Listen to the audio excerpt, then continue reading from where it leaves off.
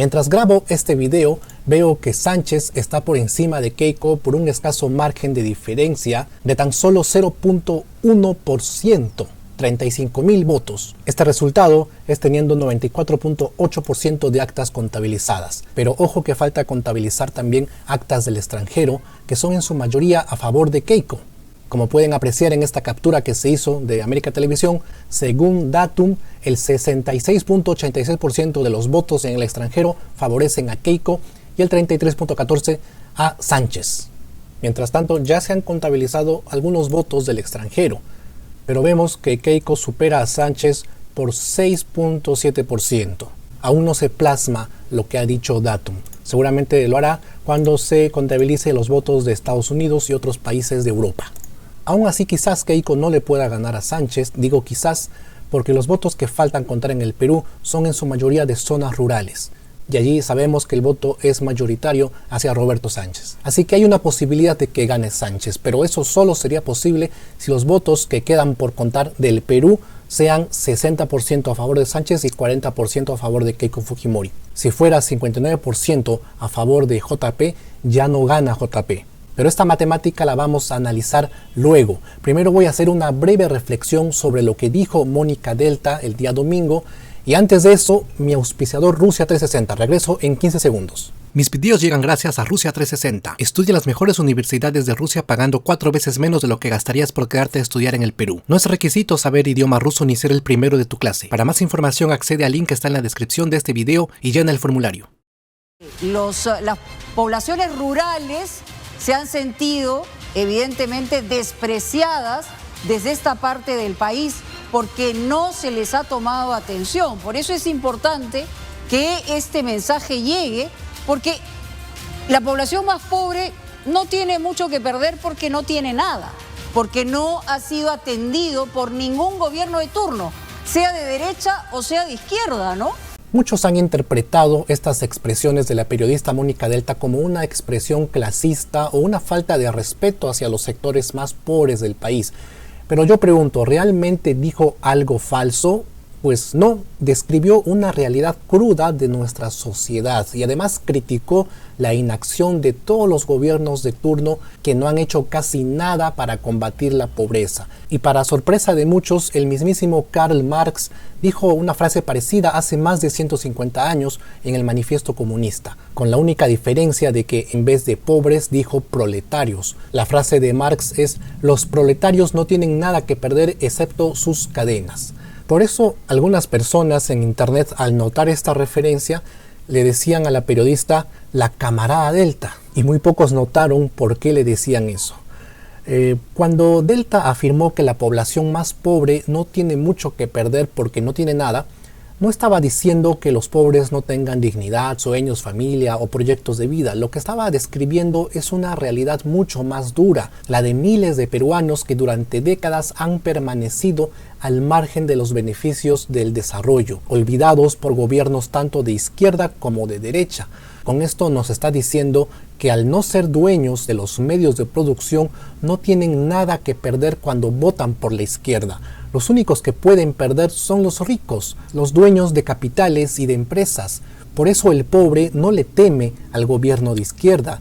Es cierto que durante décadas ni la izquierda ni la derecha en el Perú atendió a los sectores más pobres. Sin embargo, tiene sentido que estos sectores sigan apostando por la izquierda porque al menos esta les ofrece un factor de cambio. Se trata de un factor de cambio en favor de los que menos tienen, cosa que no hace una derecha mercantilista.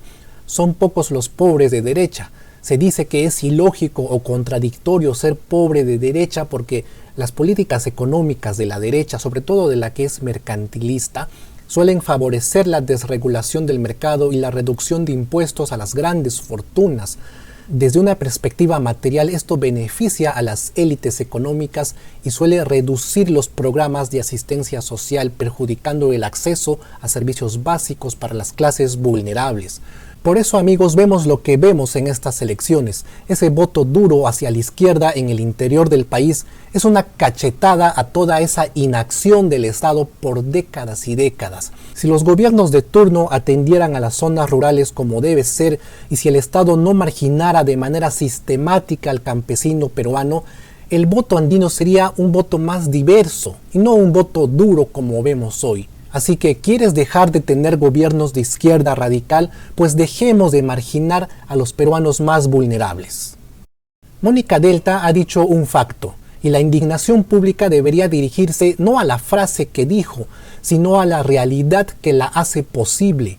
Porque si hoy hay personas que sienten que no tienen mucho que perder, la pregunta importante es ¿por qué llegaron a esa situación? ¿Dónde estuvo el Estado durante estos años? ¿Por qué siguen existiendo comunidades sin servicios básicos, sin oportunidades económicas y sin una presencia efectiva de las instituciones públicas? La pobreza persiste. ¿Por qué? Por décadas de abandono, por decisiones políticas, por tener prioridades equivocadas y por corrupción. Cuando una persona siente que el sistema nunca le dio nada, es natural que busque alternativas, incluso si implican riesgos que otros no están dispuestos a asumir. Por eso, más allá de la controversia, las palabras de Mónica Delta deberían servir como una invitación a reflexionar, no sobre lo que ella piensa de los pobres, sino sobre lo que el país ha hecho o ha dejado de hacer por ellos. Porque la verdadera tragedia no es que alguien describa esta realidad en televisión. La verdadera tragedia es que esa realidad siga existiendo.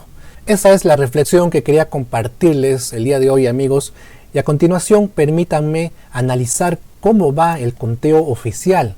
En lo que iba hablando, ya sumó 0.01%, llegó a 50.1 Roberto Sánchez y Keiko está en 49.9. ¿Qué posibilidades tienen cada uno de ganar la elección? ¿Realmente el voto del extranjero puede hacer ganar a Keiko? Fíjense, ¿cuántos peruanos hay en el extranjero que están hábiles para votar? Exactamente 1.200.000. Pero de esa cifra hay un ausentismo de aproximadamente 66%.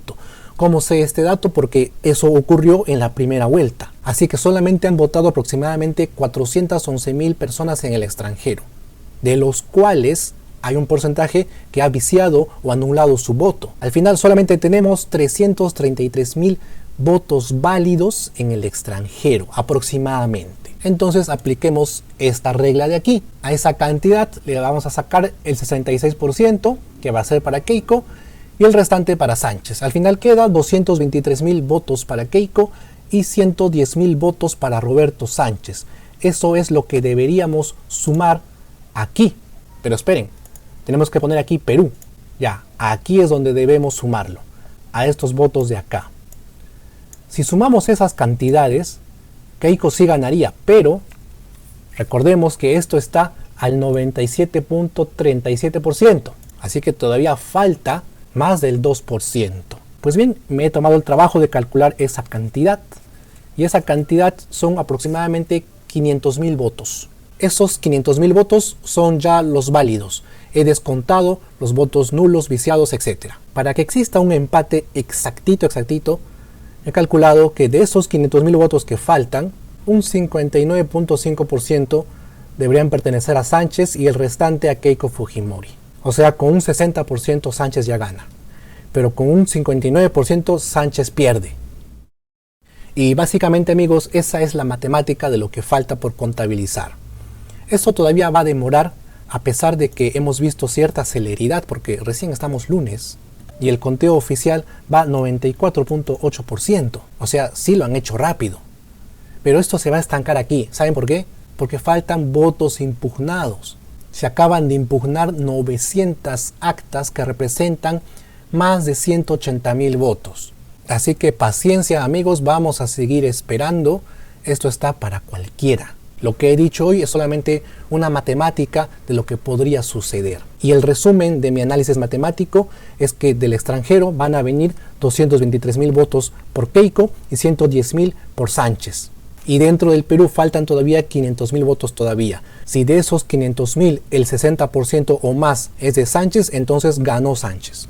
Y ya ese es todo el resumen. Espero que este video haya sido informativo y sobre todo reflexivo acerca del voto rural. Me despido no sin antes mencionar a mi auspiciador Rusia 360. Bueno, para finalizar, no te olvides que puedes estudiar en Rusia con el programa Rusia 360. Estudia pregrado y maestría. No necesitas estar en tercio superior ni saber ruso porque el idioma te lo enseñan allá. Solo necesitas pasaporte y certificado de estudios escolares. Estudiar en Rusia es mucho más barato que estudiar en cualquier universidad barata del Perú. Accede al formulario que dejo en la descripción para que te puedas inscribir. Me llama la atención que solo en un país del extranjero haya ganado Sánchez, y ese país es Chile. Solo en Chile Sánchez está arriba con 66%. Díganme ustedes en los comentarios por qué creen que ocurre eso. Yo no sé.